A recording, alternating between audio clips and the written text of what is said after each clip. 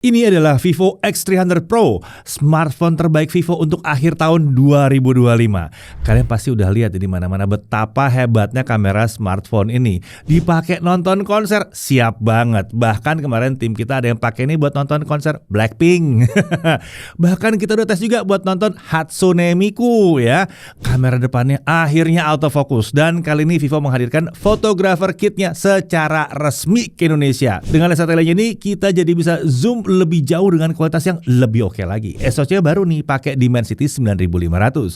Baterainya besar 6510 mAh. Selamat tinggal Vantage OS dan selamat datang Origin OS. Ini kan yang kalian tunggu-tunggu. Langsung aja deh kita kulik lebih dalam. Ini dia review Vivo X300 Pro. Ya, perasaan Vivo X200 Pro tuh belum lama ya rilisnya ya. Kok tahu-tahu udah ada yang X300 Pro? Bukannya flagship tuh biasanya 1 tahun sekali? Singkat cerita, Vivo Indonesia kali ini berhasil meluncurkan Vivo X300 series lebih cepat ya. Nah, X200 series itu dirilis di China bulan Oktober 2024. Rilis di Indonesia baru Januari 2025. Jadi agak telat sekitar 3 bulanan lah ya. Sedangkan Vivo X300 series itu rilis di China tanggal 13 Oktober 2025 dan rilis di Indonesia tanggal 20 November 2025. Jadi kita nggak perlu nunggu terlalu lama untuk bisa ngedapetin Vivo X300 series kali ini. Vivo X300 series ini ada 2 model ya, ada yang Pro dan ada yang non-Pro. Yang non-Pro itu ada beberapa perbedaan. Yang pertama jelas harga lebih terjangkau, desain lebih compact dan ringan, dan kemampuan zoomnya ya memang tidak sehebat varian Pro-nya. Dan Vivo memposisikan Vivo X300 ini sebagai penerus dari X200 Pro Mini yang kemarin hanya launching di China saja. Perbedaan lainnya menurut kami lebih ke fitur-fitur software yang spesifik lah ya. Sisanya tetap terhitung kelas flagship. SoC sama-sama pakai Dimensity 9500, RAM dan storage-nya juga tersedia sampai 16512. Layar dan bodinya juga terasa premium dan juga datang dengan Origin OS yang baru. Mungkin untuk Vivo X300 yang non-Pro ini kita akan bahas lebih lanjut di video terpisah aja ya, oke? Nah, di video ini kita akan fokus bahas Vivo X300 Pro. Kita mulai dari paket penjualannya. Di dalamnya tentunya ada unit smartphone-nya dengan screen protector yang sudah terpasang. Lalu tentunya ada chargernya. Ini charger 90 watt flash charge dan kemudian ada kabel USB-C, ada case, ada SIM tray ejector dan paket dokumen. Jadi cukup lengkap ya. Dan kalau yang kami suka ini adalah case bawaannya ini warnanya senada dengan bodinya. Kalau yang dulu-dulu kan ini cuma dapat clear case aja. Ini senada banget warnanya nih.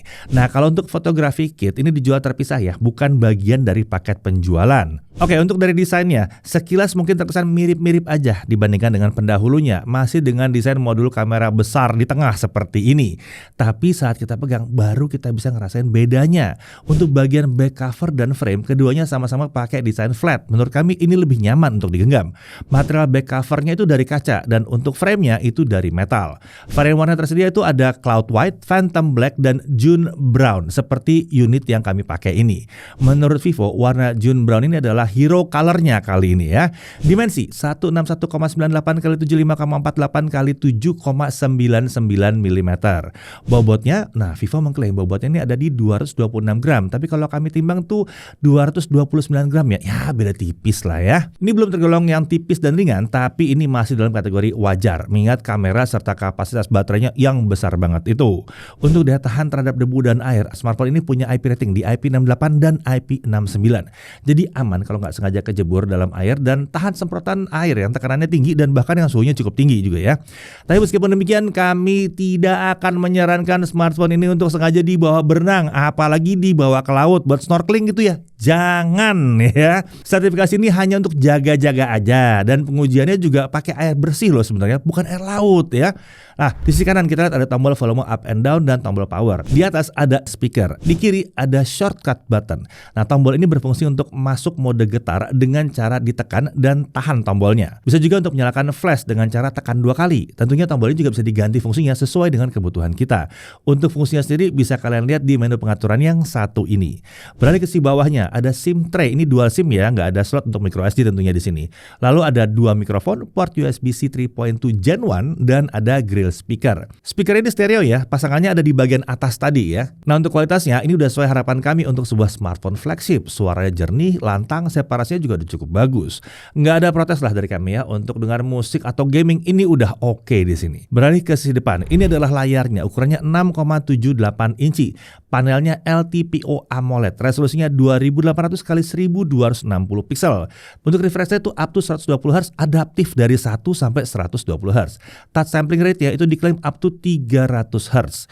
Lalu untuk instant touch sampling rate-nya itu up to 2000 Hz. Ya yang jelas layarnya udah sangat responsif. Sudah selayaknya sebuah layar smartphone kelas flagship. Untuk brightness-nya atau kecerahannya ini diklaim sampai 4500 nits untuk peak brightness, tapi angka tinggi itu tentunya untuk skenario tertentu saja.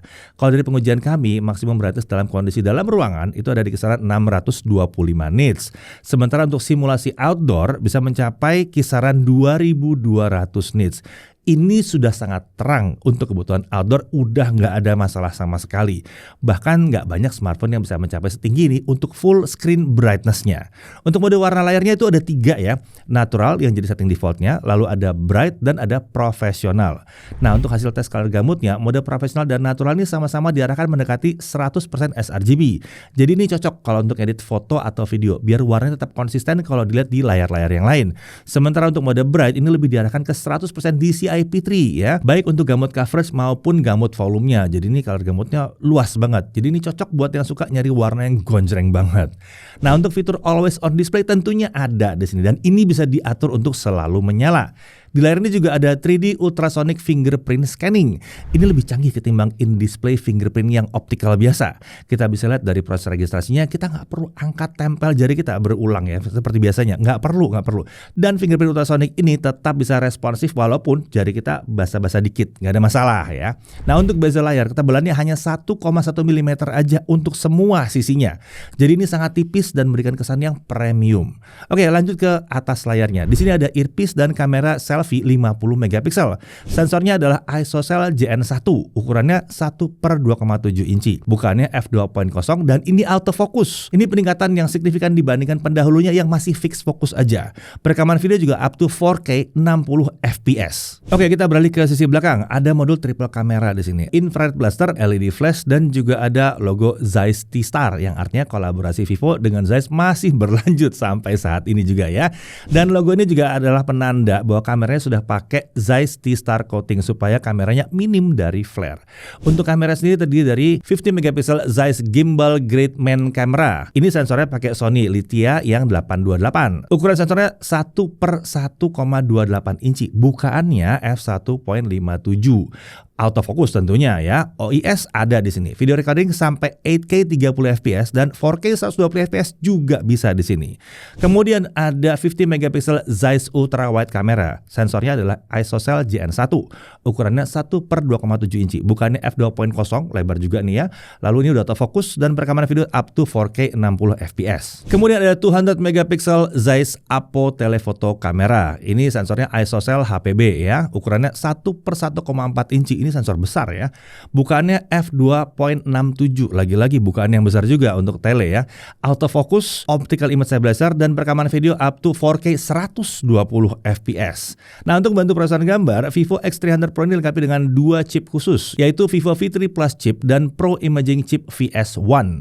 Jadi dipadukan dengan SoC utamanya, artinya itu ada 3 chip yang dikhususkan untuk pemrosesan gambar. Selain untuk menghasilkan gambar yang lebih baik dan mengurangi beban kerja SoC utama, menurut Vivo kombinasi ketiga chip ini bisa menghadirkan fitur seperti portrait video 4K 60 fps. Lalu penanganan skenario gambar yang lebih kompleks di sini ya. Lalu ada mode dual video yang lebih canggih di mana kita bisa merekam dari 2 kamera sekaligus dengan resolusi up to 4K 30 fps. Dan kita bisa mengakses seluruh kameranya, tidak terkunci hanya kamera utama dan kamera depannya aja. Karena prosesor yang makin efisien, di sini juga kita bisa mendapatkan pengalaman foto yang lebih sigap juga. Jadi menekan tombol shutter terusan seperti ini akan tetap lancar dan foto akan tetap terproses dengan baik. Dari segi tugas, V3 Plus chip ini lebih diarahkan untuk post processing atau proses pengolahan setelah gambar diambil. Sedangkan VS1 ini diarahkan untuk pre-processing.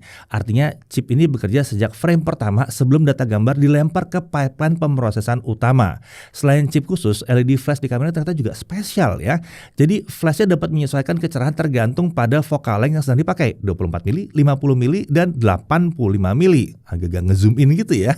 Jadi misalnya cahaya saat foto pakai zoom tele yang 85 mm ya di malam hari, cahaya flash itu dibuat lebih kuat dan bisa mencerahkan subjek dengan lebih baik. Lalu kalau pakai 50 mm, cahaya dibuat lebih merata agar wajah tetap terangkat dengan lembut tanpa bayangan dan highlight yang berlebihan. Sekarang kita lihat fitur ekstra kameranya. Ini ada banyak sekali ya. Kita bisa lihat di menu kamera yang berikut ini. Oke, sekarang kita masuk ke fotografi kitnya. Di Vivo X300 series ini Vivo menghadirkan aksesoris khusus untuk fotografi. Namanya Vivo Photography Kit. Vivo menyediakan dua varian dengan kelengkapan dan harga yang berbeda. Ada varian Vivo Zeiss 2.35x Telephoto Extender Kit. Nah, di dalamnya terdapat satu lens adapter ring, satu phone case, dua metal decorative ring, dan ada telephoto lensnya. Ini harganya ada di Rp2.999.000. Lalu ada varian Imaging Grip Kit. Di dalamnya ada phone strap plus quick release buckle, ada phone case, adapter ring, ada grip, dan ada dua metal decorative ring. Ini harganya di Rp1.599.000. Kebetulan yang dikirimkan kami adalah yang full package ya. Paket ini akan agak beda dengan yang bisa didapatkan di Indonesia. Kalau di Indonesia kita akan diarahkan untuk memilih mau case plus lensa telenya aja atau case plus battery gripnya aja. Kalau mau semuanya ya harus beli kedua paket tersebut ya. Totalnya kalau dibeli dua-duanya sekitar 4,5 jutaan. Nah, kalau dipasang semuanya ini membuat smartphone ini terasa seperti kamera mirrorless profesional ya. Baterai gripnya ini membantu supaya genggamannya jadi lebih nyaman dan ada beberapa tombol juga di sini seperti tombol shutter, tuas zoom, exposure dial, tombol video recording serta tombol untuk fungsi power bank karena gripnya ini punya baterai dalamnya 2300 mAh. Nah, selain tombol, di bawahnya ini terdapat port USB-C untuk charging dan mount untuk tripod juga. Untuk case sendiri di bagian modul kameranya sudah langsung terdapat ulir untuk memasang lensa telenya ya. Posisinya hanya untuk lensa tele bawaan smartphone-nya. Jadi kita tidak bisa pakai untuk kamera yang lainnya ya. Nah, tinggal diputar aja di sini maka lensa tele eksternalnya akan langsung siap dipakai. Ini adalah lensa tele 2,35 kali optical zoom. Lensa tele smartphone-nya sendiri udah 85 mm. Jadi dengan lensa tele ini kita jadi bisa mendapatkan sekitar 200 mm optical zoom. Atau mungkin ekuivalen dengan sekitar 8 kali zoom ya, optical tapi ya, 8 kali zoom optical. Nah, untuk menggunakan lensa ini kita juga perlu masuk ke mode kamera khusus ya. Di menu kamera tinggal tekan aja icon lensa yang ini. Kalau tidak dinyalakan maka orientasi gambar itu bisa kebalik. Jadi pastikan mode ini udah aktif. Untuk foto kita bisa zoom sampai 1600 mm dan untuk merekam video kita bisa merekam hingga 4K 120 fps. Hal yang kami apresiasi adalah mounting lensanya ini tidak menutup kamera utama dan lensa ultra wide-nya ya. Jadi ketika sedang tidak butuh lensa eksternal yang tambahan yang tele ini ya, kita tetap bisa langsung menggunakan kamera utama dan ultra wide-nya. Nah, gini nih desain yang benar nih ya.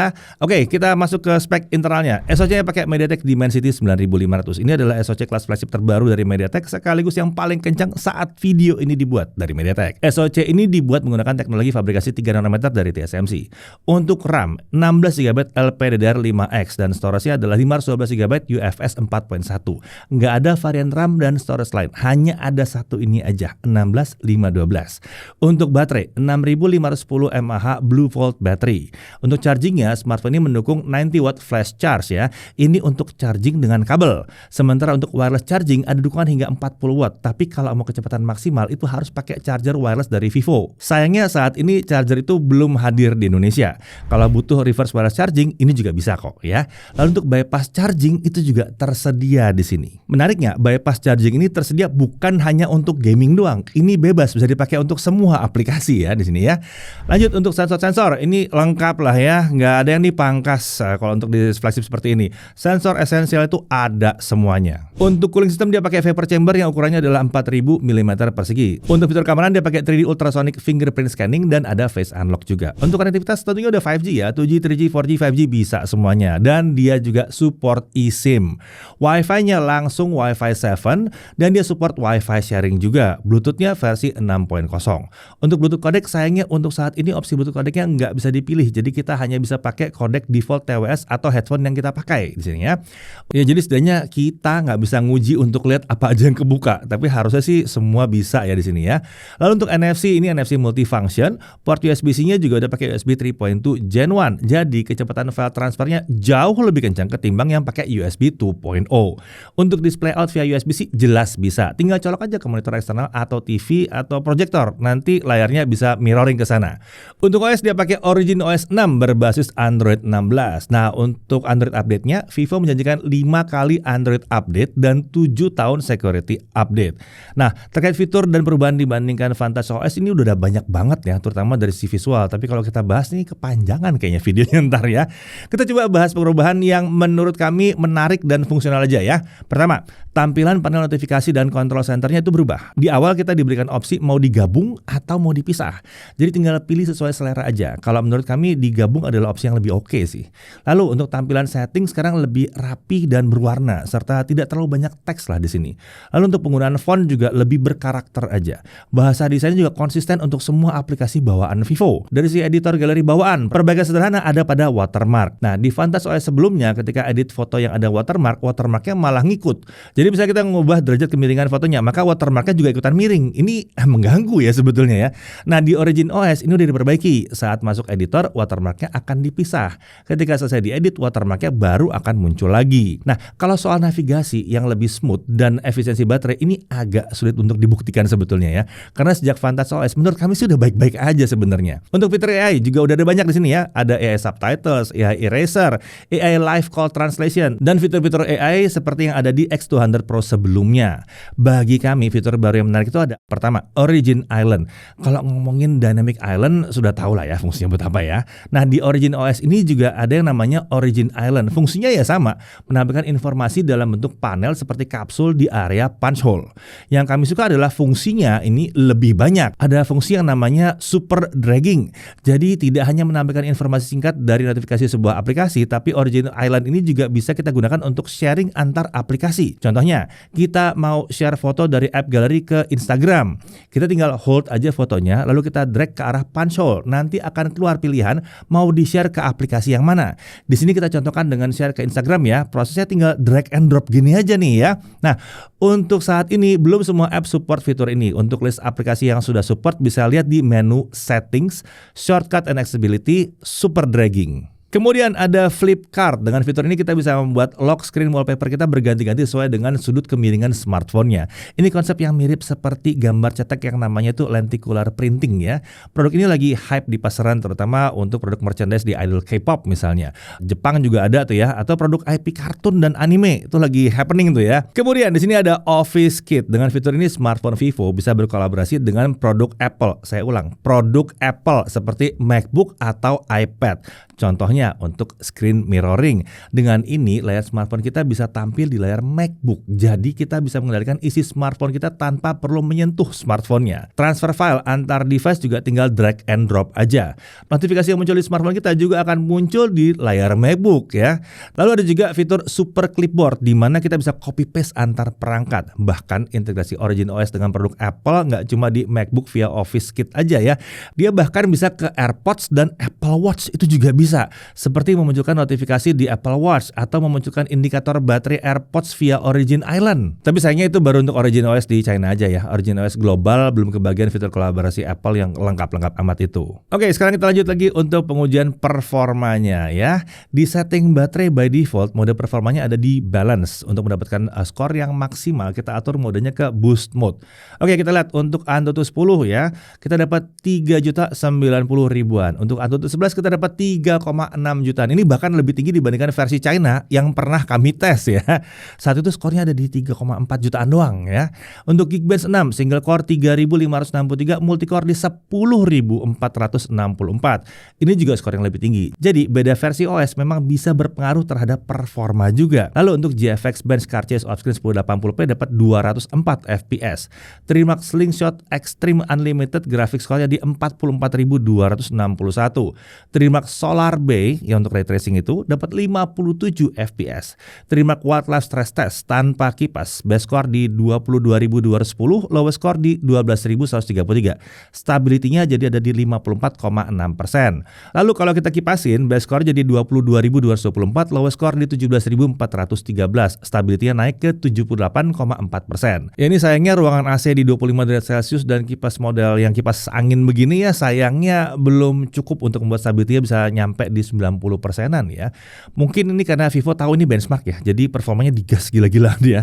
Nah, yang nggak kalah penting, kita lihat dulu performa gamingnya nih seperti apa. Oke, agar mendapatkan performa maksimal kita menggunakan mode baterai di boost mode supaya ya kencang aja di situ ya. Kita mulai dari Subway Surfer dulu. Kita mainkan di setting refresh rate auto, sayangnya game ini nyangkut di 60 Hz.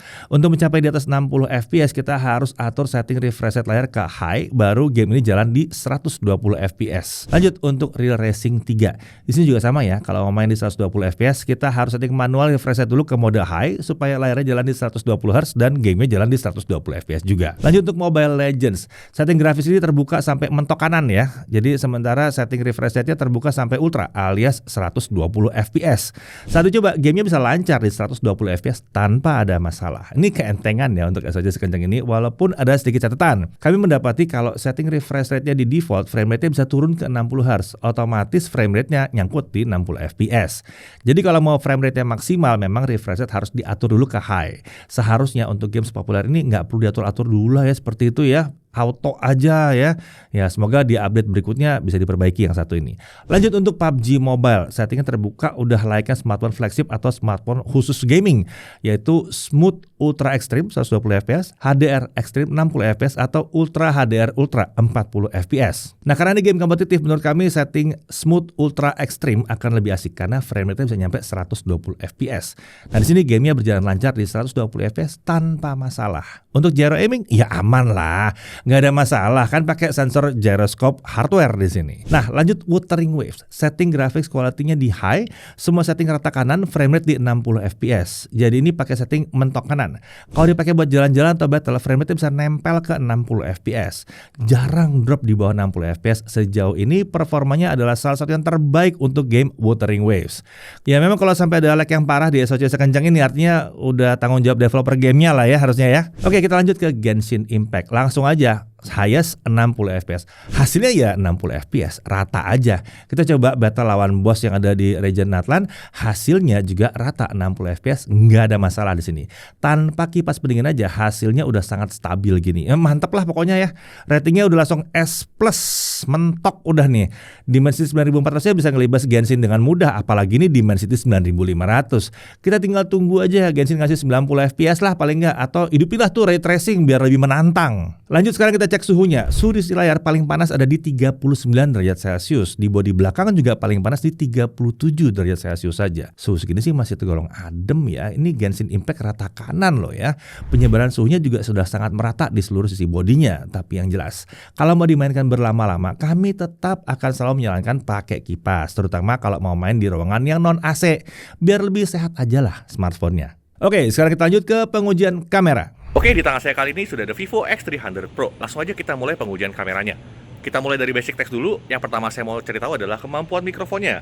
Yang lagi kalian dengar sekarang adalah suara langsung dari mikrofon smartphone-nya. Saya nggak pakai mikrofon eksternal. Untuk kebutuhan video sehari-hari atau vlogging, hasilnya kurang lebih seperti ini. Kalau menurut saya pribadi sih, kualitas mikrofonnya udah kelas flagship lah, nggak perlu diraguin lagi. Untuk vlogging tanpa mikrofon eksternal pun saya masih pede pakai smartphone ini. Cuman memang kalau untuk kualitas audio terbaik, mau vlogging yang serius, saran saya sih pakai mikrofon eksternal. Dan menariknya, di software Vivo ini kalau misalnya kita colok mikrofon eksternal, itu akan ada indikatornya, sumber suaranya nanti dari mana. Ini akan membantu banget ya supaya kita yang ngerekam tuh lebih yakin sumber suaranya dari mana. Belum semua smartphone bisa loh. Oke, sekarang mari kita mulai bahas kualitas videonya. Kita mulai dari kamera depannya dulu. Kualitas video di kondisi cahaya bagus, cek. Dari mid-range di kondisi cahaya sulit sudah cukup baik. Meskipun kami berharap bisa lebih baik dari ini sih. Dari pengalaman kami, area highlight-nya masih bisa overexpose sedikit. Sebetulnya dynamic range-nya bisa lebih mantap lagi kalau kita pakai fitur Dolby Vision HDR-nya. Tapi ada beberapa SKB yang perlu dipelajari dulu kalau mau pakai fitur ini. Kalau cuma di playback di HP-nya sendiri sih aman ya, tapi kalau dipindahkan ke device lain, berpotensi bermasalah kalau software dan hardware-nya tidak support. biasanya warnanya jadi ngaco nih. Jadi kalau belum paham-paham banget kenapa harus pakai fitur ini, saran saya tidak perlu nyalain sih. Untuk stabilizer, cek. Sudah kita coba sampai 4K 60 fps, hasilnya bagus dan rapi. Dan menariknya, kamera depannya sekarang autofocus ya. Kamera depan memang jadi hal yang saya protes di X200 Pro kemarin sih. Sekarang sudah sesuai harapan saya. Terima kasih Vivo atas upgrade-nya. Lanjut ke kamera utamanya. Kualitas video di kondisi cahaya bagus, mantap hasilnya. Dynamic range mantap juga, di kondisi cahaya sulit seperti ini juga aman, sisi gelap terang dapat diekspos dengan baik. Stabilizernya aman, video bisa stabil sampai 8K 30 fps. Catatannya, kalau kita pakai 120 fps, stabilizernya memang belum sebaik di 4K 60 atau 8K 30. Ini masih hal yang wajar. Soal flare gimana? Apa isu flare di X200 Pro kemarin masih ada? Dari tes saya sejauh ini, sudah aman guys. Flare itu pasti ada ya, bukan hilang total. Tapi tiap smartphone bisa beda-beda intensitas flare-nya. Dulu di X200 Pro memang lumayan kentara sih. Sekarang bisa kita lihat ya, di X300 Pro sudah jauh lebih baik. Tapi kalau tipe flare lampu kecil seperti ini, Zeiss Star Coating-nya nggak bohong lah kalau ini. Kita udah bandingkan juga dengan iPhone. Sekarang kita cek kamera ultrawide-nya. Ultrawide-nya udah mantep, meskipun kalau kita perhatikan lebih detail, kualitasnya tetap agak beda ya dibandingkan kamera utamanya. Ya iyalah, ISOCELL GN1 versus Lithia 828 kan udah beda kelas itu. Untuk dynamic range juga sudah oke, stabilizer juga aman, nggak ada masalah. Cuma kalau mau nitpick parah nih ya, saya mau protes dikit sih. Bagi saya, kamera ultrawide-nya ini kurang lebar aja. Kamera utamanya kan 23 mm, ultrawide-nya 15 mm. Ini baru sekitar 0,6 kali aja. Harapannya paling tidak 13 mili gitu ya. Biar aman kalau ditanya, kamera lu ada 0,5 kalinya gak? Asli sih, saya masih heran netizen malah sekarang pahamnya tuh kamera 0,5 sekarang, bukan ultrawide. Berikutnya kamera telefoto. Kualitas gambar udah luar biasa ya. Dynamic range juga luar biasa. Bahkan di 4K 120 fps pun kualitas gambarnya tetap mantep. Kalau stabilizernya sudah termasuk yang cukup bagus untuk standar telefoto kelas flagship. Tapi kita tetap tidak bisa bandingkan dengan stabilizer kamera utama atau ultrawide-nya. Wajar kalau telefoto lebih sulit untuk distabilkan. Untuk pengalaman multikameranya, bagi saya sih ini sudah yang terbaik untuk standar Android zaman sekarang. Menurut saya loh ya. Pindah-pindah kamera sudah terasa mulus, saat pindah kamera juga nggak terlalu terasa jedaknya. Cuma sedikit berharap animasinya bisa lebih santai. Kalau sekarang masih terlalu cepat aja sih menurut saya, selera lah ini. Sekarang kita tes di low light. Kita mulai dari kamera depannya dulu. Untuk kamera depan, kualitas gambarnya luar biasa ya. Gambarnya masih cukup terang dan detail masih terjaga. Bahkan di 60 fps sekalipun bukan masalah. Gambarnya masih bisa terang. Sayangnya, dari segi stabilizer, saat kita coba di 30 fps, belum terbilang rapi stabilizernya. Masih cukup kentara jitternya. Tapi untungnya, saat kita coba di 60 fps, videonya jadi lebih rapi. Jadi kalau mau dibawa jalan seperti ini, pakai 60 fps aja ya. Sekarang kita ke kamera utamanya. Kalau kamera utamanya sih luar biasa lah. Lithia 828 ini memang bukan sensor kaleng-kaleng kalau untuk video malam. Tapi kami menemukan, kalau di 8K 30 fps, entah kenapa gambarnya seperti lebih noisy ketimbang 4K-nya. Tapi yang kami suka, 4K 60 fps, gambarnya masih bisa terang. Mantep nih. Dari segi stabilizer, kami menguji di berbagai resolusi dan frame rate. Di 8K 30 fps, sayangnya, belum optimal stabilizernya. Jitternya masih terlihat jelas di sini. Tapi yang aneh, di 4K 30 fps, stabilizernya jauh lebih rapi. Kalian bisa lihat juga kan bedanya? Berikutnya kita ke kamera ultrawide. Kamera ultrawide-nya masih mantap saat low light, gambar masih bisa terang dengan detail yang masih terjaga juga. Ketika kita pakai 60 fps, gambar sedikit lebih gelap, tapi overall masih oke lah ini. Untuk stabilizer masih terlihat jitternya di 30 fps, solusinya gampang, pakai aja 60 fps. Stabilizernya bisa lebih rapi. Berikutnya kita ke kamera telefotonya. Kalau kamera telenya ini sih, wah no debat sih. Di kondisi low light seperti ini, hasilnya masih bagus banget. Selama kita merekam di 30 fps. Saat kita cobain di 60 fps, sayangnya gambar jadi lebih soft dibandingkan 30 fps tadi. Tapi ini bukan karena kamera kotor ya. Kami sudah pastikan lensanya bersih. Jadi ini sepertinya memang karakter sensornya aja. Stabilizer di low light termasuk cukup baik. Di 30 fps jitternya masih ada tapi tipis aja. Kalau di 60 fps stabilizernya bisa lebih rapi. Untuk autofocus kita langsung tes di low light aja, nggak ada masalah. Lancar-lancar aja untuk semua kameranya. Kita sudah coba di kamera utama, kita sudah coba di kamera ultrawide-nya, kita sudah coba di kamera telenya juga. Dan kita juga sudah coba di kamera depannya. Semuanya aman. Untuk fotografi, ini menurut saya adalah smartphone terbaik yang bisa kita dapatkan saat ini. Tinggal point and shoot aja, hasilnya jarang sekali gagal. Hal yang saya suka lagi, meskipun kita foto objek bergerak, di portrait mode sekalipun, objek utamanya tuh jarang blur. Di kelas flagship begini, sudah level selera banget sih ya. Kalian suka gak sama karakter warnanya, kontrasnya, ketajamannya? Soalnya kalau menurut tim kami ya, di flagship tuh sudah pada bagus-bagus kameranya, nggak perlu ngerasa salah pilih. Kalaupun kalian maksa, saya harus cari sesuatu yang diprotes, oke lah. Saya kasih satu hal deh, yaitu AI post-processing-nya. Ternyata AI processing-nya, terutama di kamera telefotonya, agak terlalu agresif menurut saya. Sekilas, processing-nya memberikan ilusi gambarnya itu lebih detail. Tapi ternyata, processing-nya ini juga membuat ada informasi yang hilang. Contohnya nih, di kacamatanya yang ini. Saat saya bandingkan dengan Vivo X200 Pro, ternyata di Vivo X200 Pro masih bisa terlihat logonya.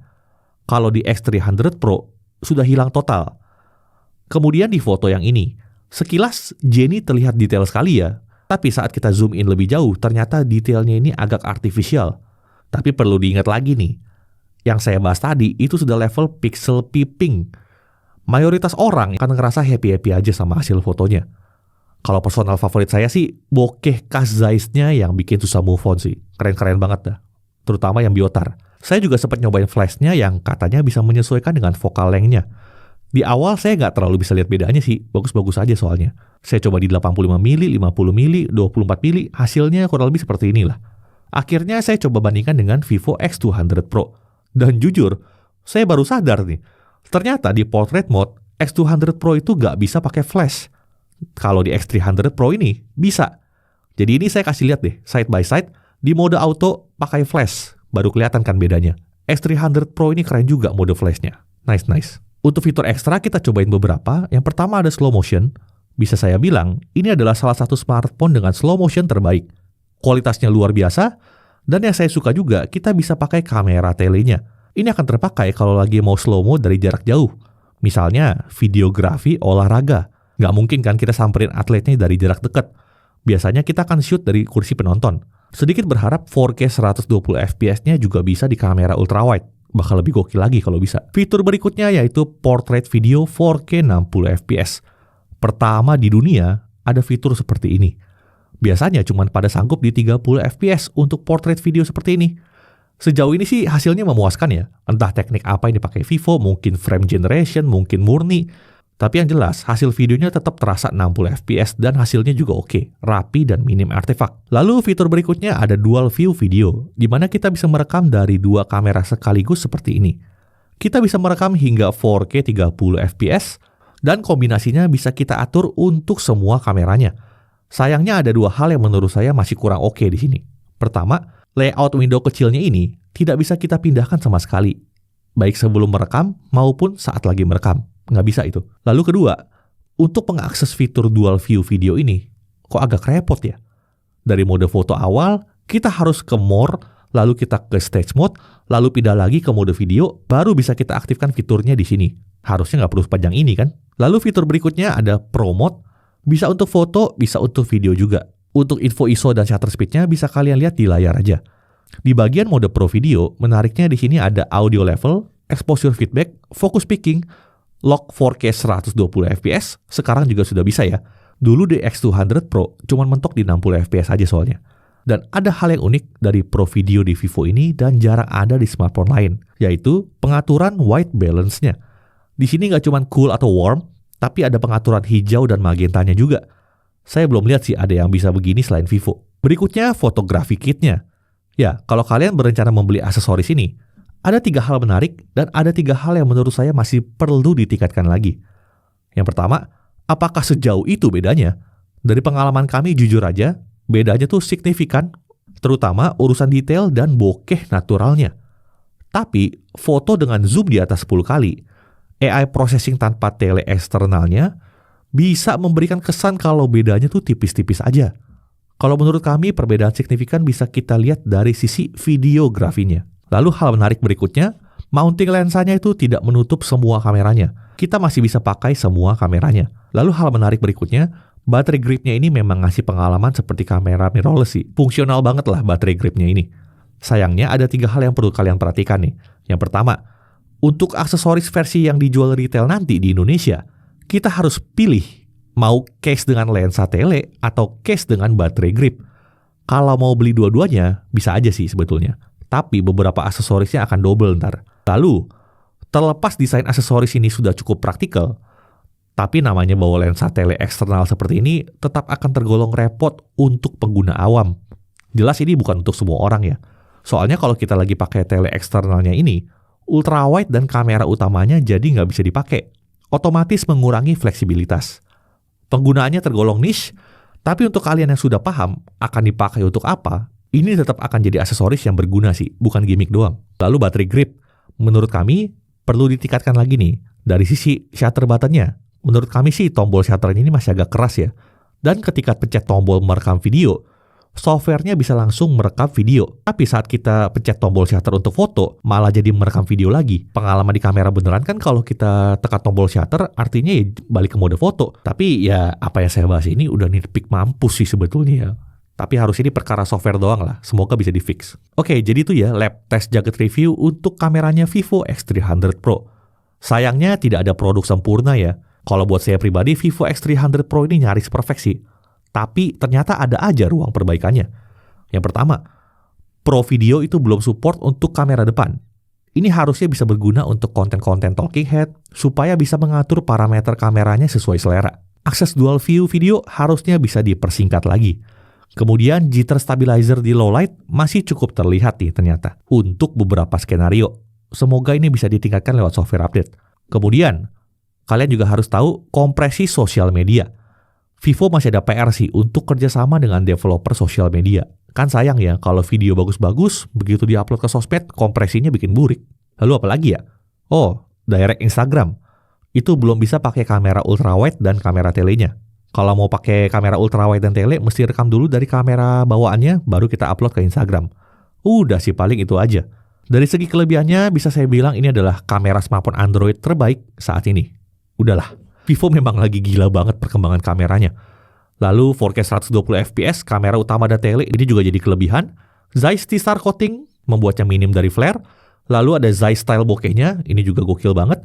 Kemudian fotografi kitnya juga seru sih untuk yang mau explore kameranya lebih jauh. Lalu kamera depannya udah upgrade, sekarang sudah autofocus. Dan kalau memang kalian ngincer kamera di smartphone, nggak perlu banyak mikir sih menurut saya. Tinggal beli aja, nggak usah perlu merasa salah beli atau overthinking sampai mencari-cari kesalahan produk ini. Nggak ada produk yang perfect juga kok. Mungkin pertanyaannya, apakah pengguna X200 Pro cocok untuk upgrade ke sini? Jujur ya, kalau kalian nggak butuh kamera depan autofocus, menurut saya, pakai aja dulu X200 Pro kalian. Itu juga masih luar biasa kok sampai sekarang.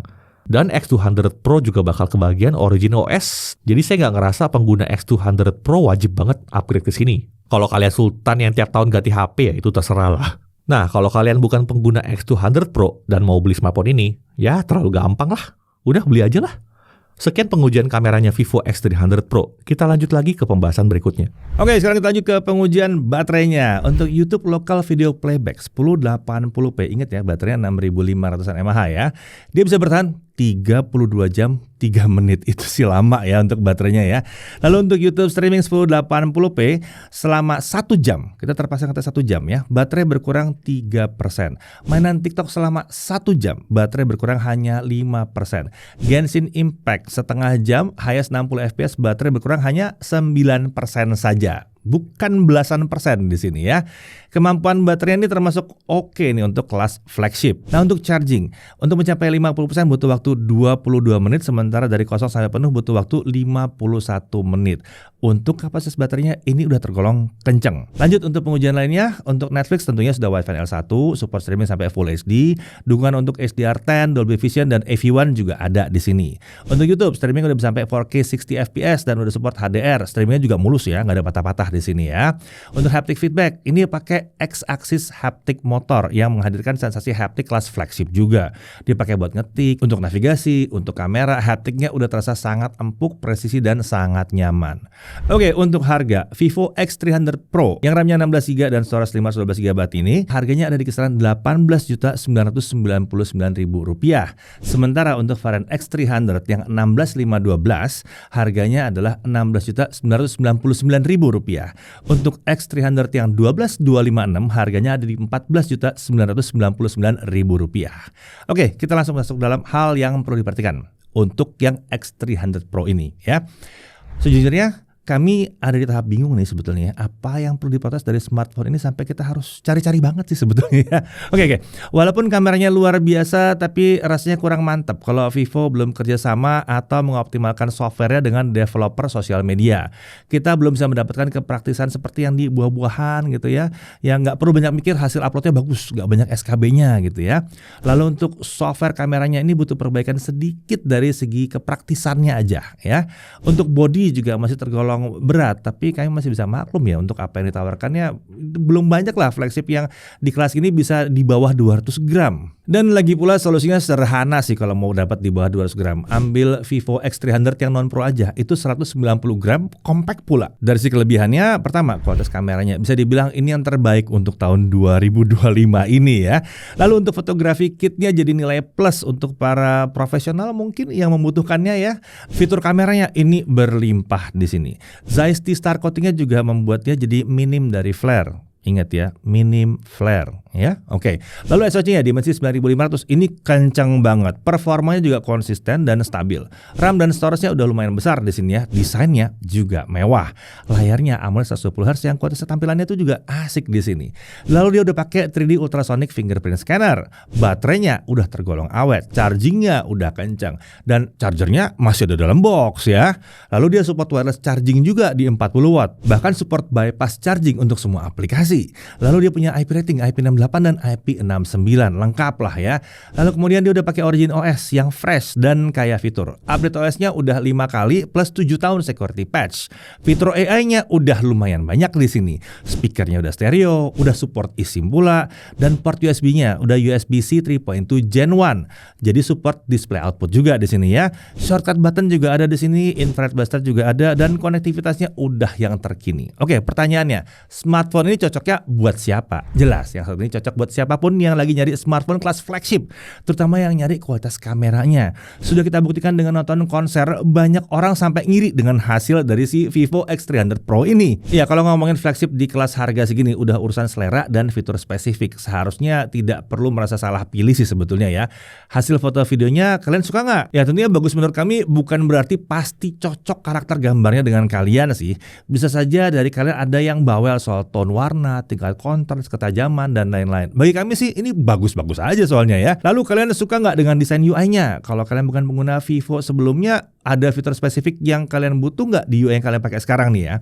Bahkan untuk pengguna produk Apple pun ini jadi cocok loh sebetulnya ya, karena sudah ada fitur Office Kit yang menjembatani Vivo dengan iOS dan macOS.